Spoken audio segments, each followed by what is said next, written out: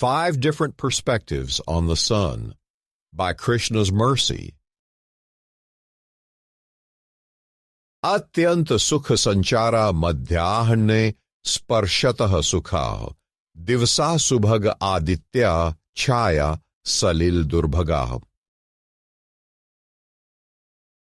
Quote, in the middle of the day it is exceedingly pleasant to go about, and it is delightful to the touch. In the daytime the sun is pleasing, while the shade and water are not pleasing. Lakshmana speaking to Lord Rama, Valmiki Ramayana, Aranya Kand, 1610. On the one melting the frozen lake. We can't play ice hockey forever. Emphasis on the first term, ice. The surface on which we play will eventually go away. Who will be responsible? Well, you could say nature, but it is really the sun. The sun will melt the ice, and the lake will turn back into water. It is always water, but during the winter, the surface freezes and turns to ice. 2. The one burning the skin. Make sure to protect your skin. If you stay outside too long, your skin will start to burn. This is because of contact with the sun.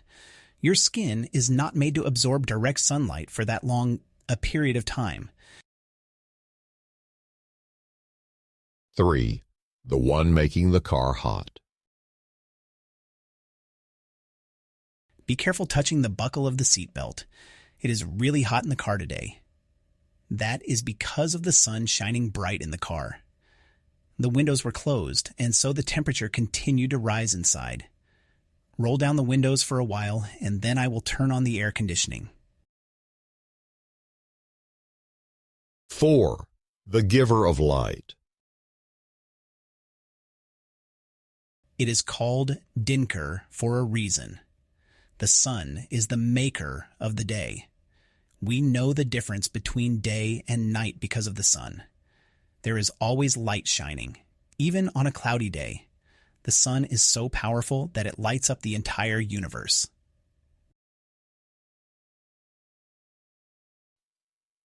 5. The giver of heat. Without the sun, we would be nothing. Human civilization would not last very long. All of civilization relies upon the heat from the sun. Sometimes the heat might become unbearable, but at least there is heat. In its absence, life itself goes away. In this hypothetical situation, you grew up in a certain part of the world. That place features religious diversity, for lack of a better term. What to speak of different religious practices within the neighborhood, even within the immediate family, there are different objects of worship.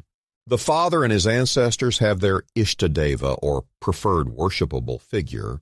The mother's side has a completely different tradition, though both parents essentially belong to the same religion. You have traveled extensively within your country of origin. You notice that in certain parts of the country, there is popular worship of a particular deity who lives in a particular temple. The worship began through the efforts of a single man.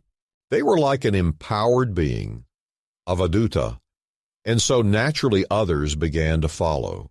That allegiance has continued over several centuries.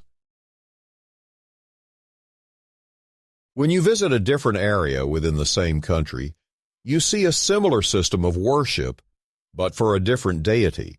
The same thing happened, and Avaduta from the recent past established this worship.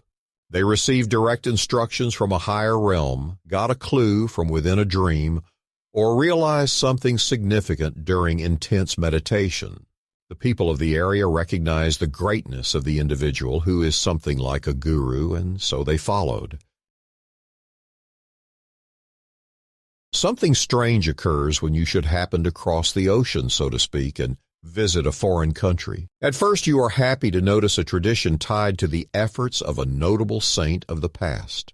This mirrors the traditions with which you are familiar. That is why saintly people are so important to the human experience.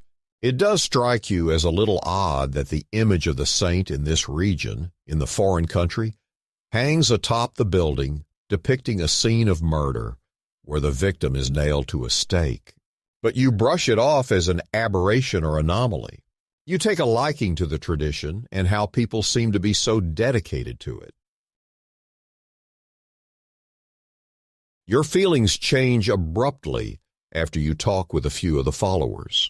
They not only believe in this Savior, but they claim that their Savior is the only one. Not only are there no other saviors, but anyone who refuses to believe will be condemned to a hellish existence for eternity, with no option for redemption. Even murderers in human society get a chance to meet with a parole board every so often. Apparently, the highest being of all happens to also be the greatest miser. He is the pettiest person, you see, who never even thinks of forgiveness. Of course, this condemnation applies after an arbitrary duration. If you fail to convert before death arrives, you will be punished. The problem is that no one can guarantee when death will strike. This means that the version of God in this tradition is not only petty but sadistic as well. Applying rational thought, how can the link to divinity be so restrictive? Religion in the genuine sense is a system for achieving a state of being. That state of being is really a perspective, an outlook, a consciousness. In the above reviewed situations, we see there is variety to the interactions with the sun. The different perspectives are valid in their own right. They are not contradictory. Some might say certain perspectives are incomplete, but that does not make them invalid. There is not just one way to understand the sun. The same applies to the relationship with the Supreme Lord. There can never be only one way. After all, the sun is merely one aspect to God's creation. If it is valid to have different perspectives of the sun, how can the same variety be prohibited in understanding the source of the sun? From the Ramayana, we have an additional way to understand both God and the sun. We can say that God is someone who enjoys the winter season, and particularly the shining sun during that season. This is the opinion of Lakshmana, who is like the chief supporter of God.